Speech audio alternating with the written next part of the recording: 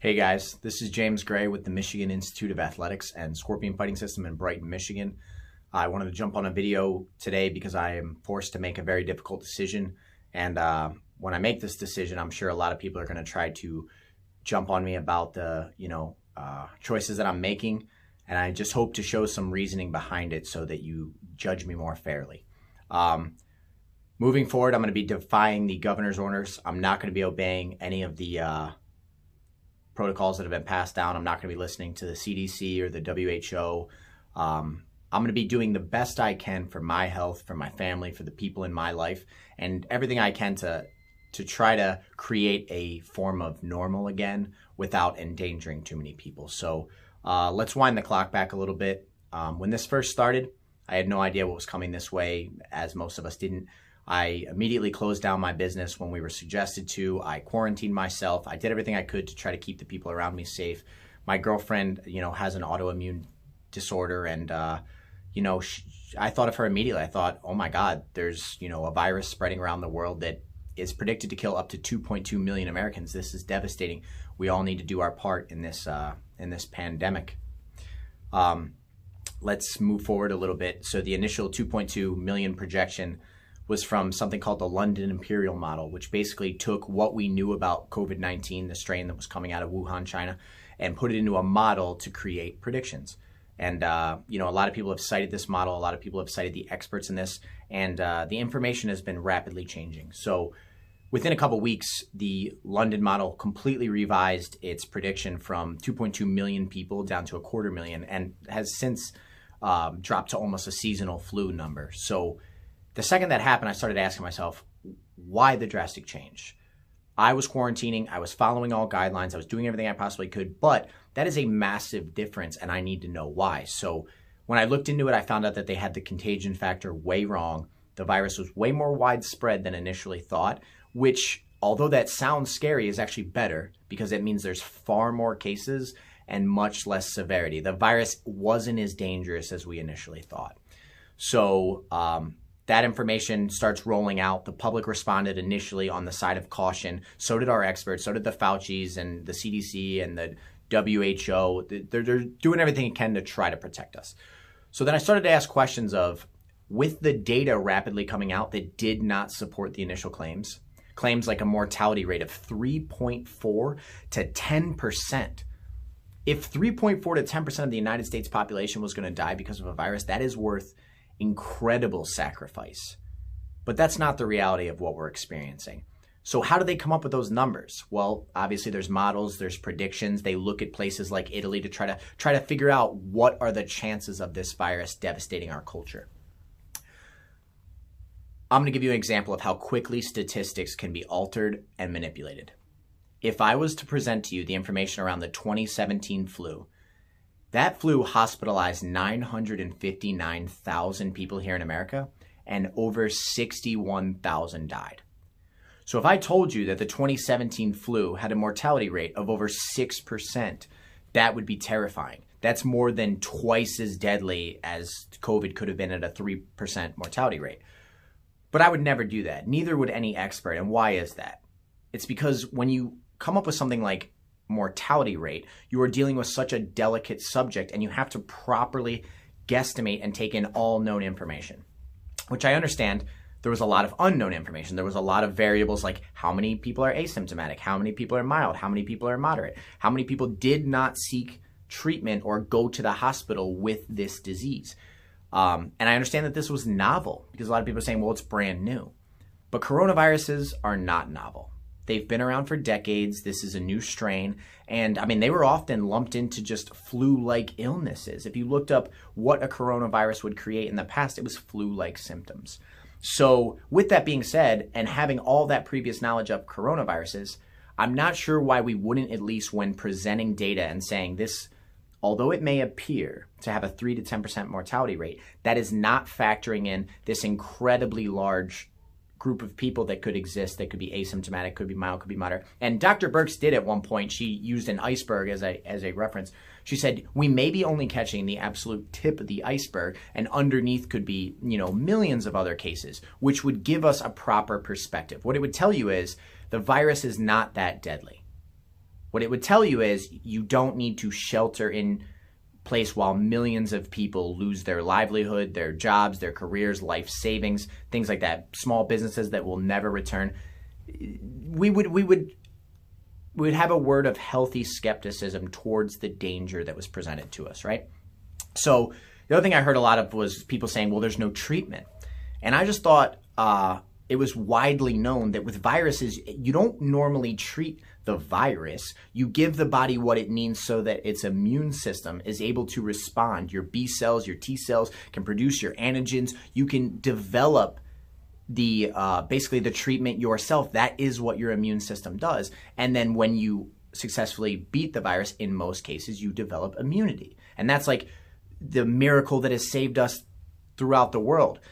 If you believe that you have to sit and wait for a vaccine, you're overlooking the fact that a vaccine is just a synthetic way to trigger the immune response in the body to produce the immunity.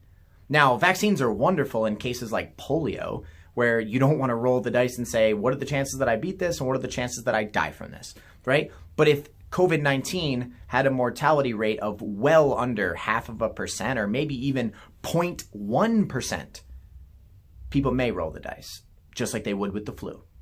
I've never one time gotten a flu shot in my adult life. I'm still alive. 60, 70, 80,000 people die in America each year over this, right? But even with that vaccination, we have those death statistics. So everyone that's trying to be, or that everyone that is extra scared because this is novel, because we don't have a vaccine, for something like influenza A, we've known about this for decades. We have vaccines. We've studied it for years, and it still creates that type of death. Because the unfortunate reality is death is a part of life. Risk is a part of life. If you drove in a vehicle today, you took a chance. If you drink alcohol, you take a substantial chance. If you smoke cigarettes, you take a chance. If you live unhealthy lifestyles, you take a chance. We all take chances every day, right? And there's a lot of things plaguing this society. It's not just COVID. It's not just influenza. There's suicide. What about the opioid epidemic? What about alcohol? If you haven't looked at the statistics of how many people die each year from alcohol-related illnesses or smoking or bad lifestyle choices, it's alarming. It's terrifying, to be honest. It dwarfs COVID-19. It makes you realize COVID-19 should be one of the smallest things that you're concerned about when you take a look at the whole picture of what is out there. Just under 2.8 million Americans die every single year. There's a lot of ways that you can die. But we shouldn't destroy the lives of millions of people and their ability to take care of their families because there is a new risk. Not when that risk, when put into perspective, is very minor. And I know you are terrified, you're nervous. This seems horrible. And now the media has just bounced from one thing to another.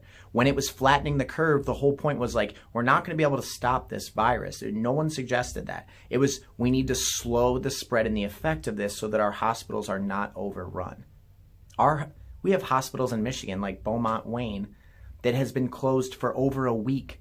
A hospital dedicated to COVID that's not even seeing patients. We built COBOL, it's not even being used.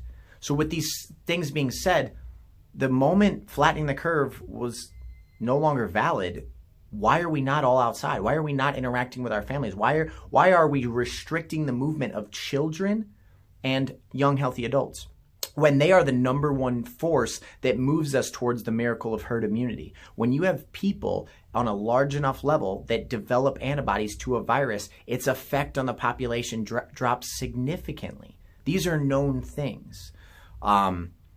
I've spent my time speaking to, I had almost an hour-long conversation with a House of Representatives member, a doctor, a gentleman who's getting his master's in biochemistry, an ICU nurse here on the front lines, and there's just too many things that I stumbled upon that make it undeniable that this is not just about public safety. I'm going to give you a couple examples.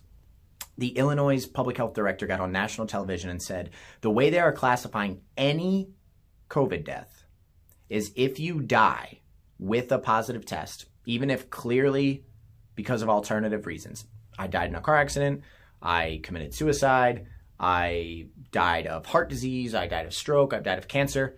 If I test positive for COVID, their instructions and guidelines say that I go into the COVID death count. The moment we allow that, for whatever reason, whether it's money, whether it's just tracking how many people were infected and then trying to use those numbers as if they mean something. It's corrupt. And I can't stand for that. So when I was interviewing the ICU nurse here from Michigan, I brought up the Illinois public health director. And I said, like, that's criminal. Why would we be doing that? Because I have another friend that works at Sparrow, who I'm not going to name, who told me about the car accidents. He had 2 people die in a car accident, came to the hospital. They were tested for COVID and came back positive, and they went to the COVID death count. I'm not going to speculate as to why, but hospitals are being paid per COVID patient. Maybe that's why. I don't know if that's the answer.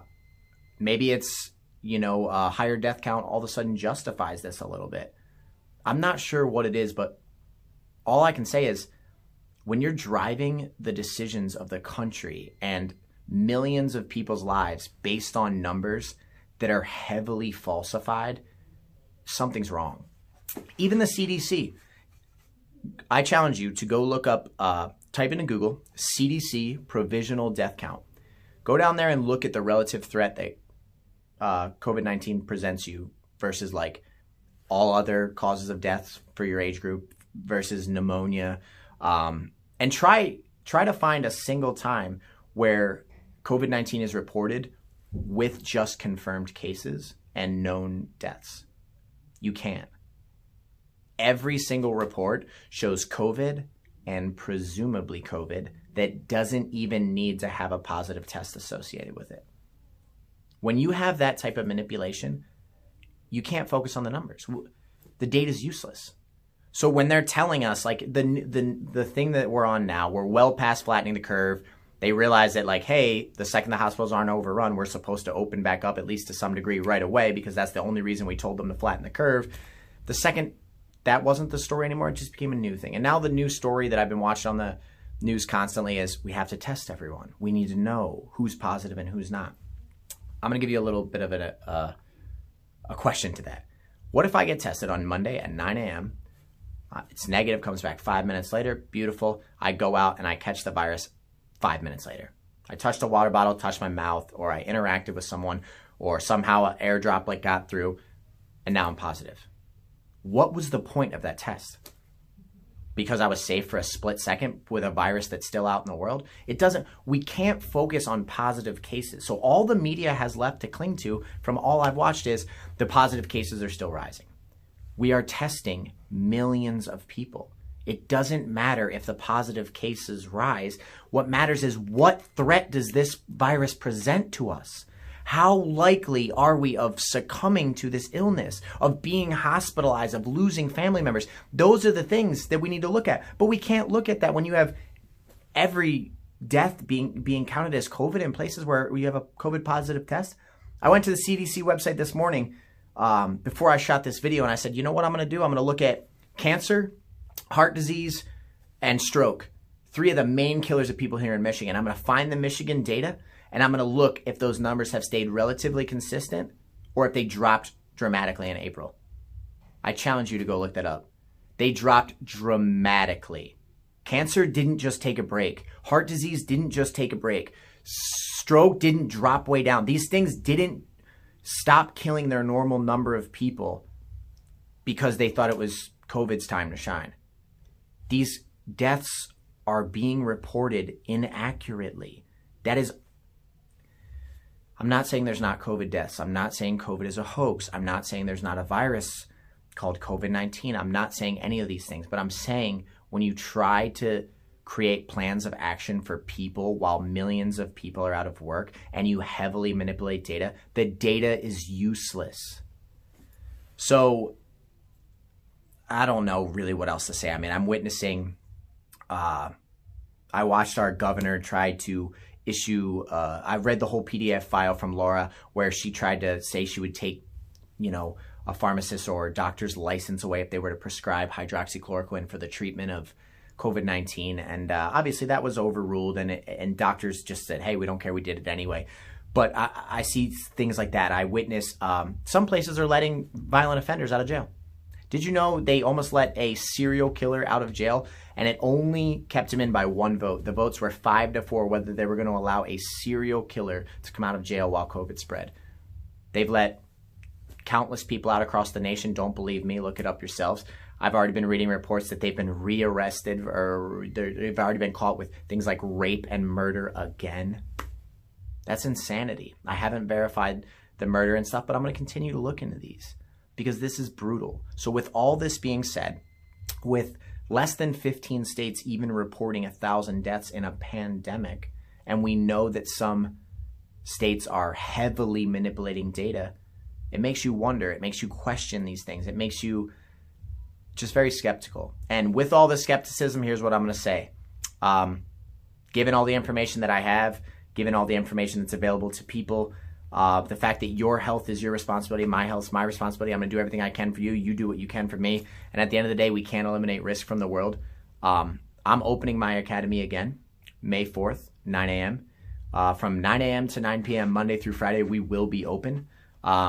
Anyone that's a member here, a part of my community, anyone, you're welcome to come and train. You can follow any guidelines you'd like. If you'd like to keep your mask on and wash your hands every 15 minutes and anything that makes you feel better, please do that. If you want to stay home, please do that. If you please enjoy your freedom. You have the right to do what you feel is best, and I'm going to exercise my right to do that as well. This is a choice to come here, and we're going to ask all people follow certain guidelines. We're going to put into place. We're going to try to put some things in that we can help. But how do you social distance in jiu-jitsu? How do you social distance in wrestling? How do you social distance in football when you have people huddled all together? How do you do these things? How do you have concerts? How do you have groups of people? You can't be terrified of the fact that there's a virus in the world.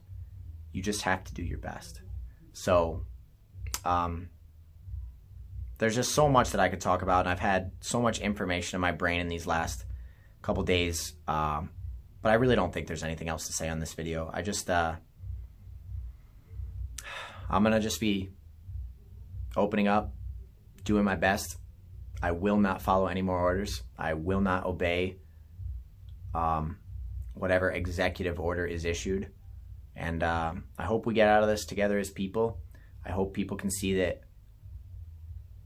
it's not out of, me trying to harm anyone or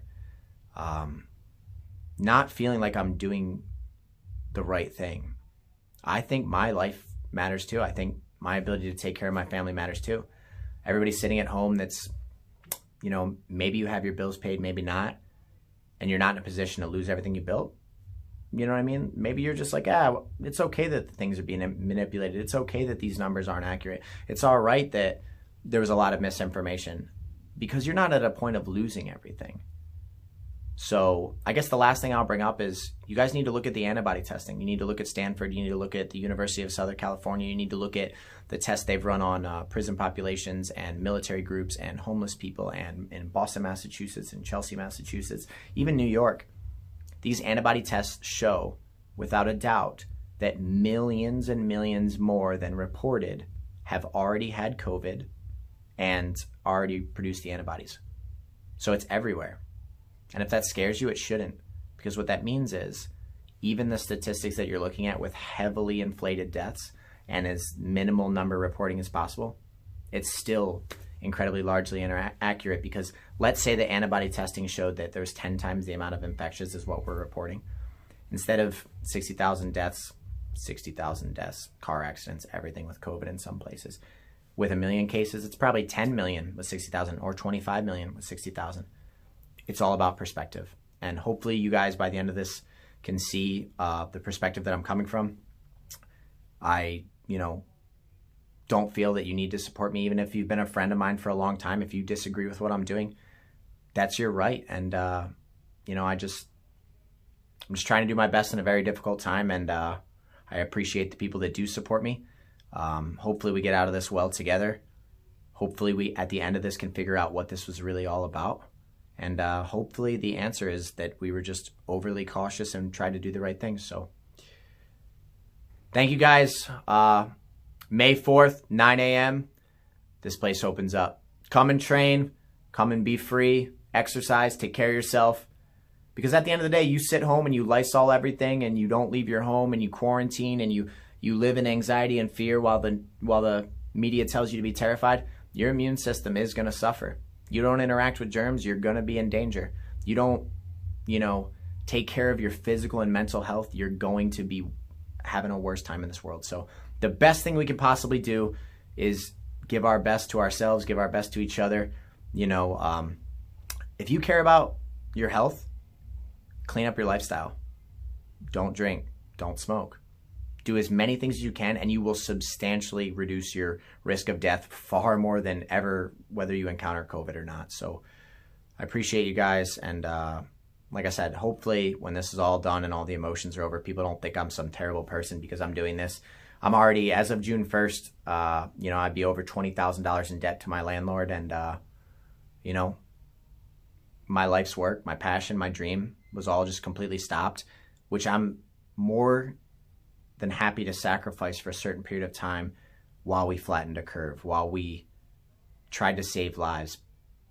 But when you sit back, and maybe you can't right now, but when you sit back and you look at this situation, you're going to see a lot of problems. So thank you guys. Love you guys. And that's it. James Gray, Brighton, Michigan, the Michigan Institute of Athletics Scorpion Fighting System, 9 a.m. on the 4th. We're open.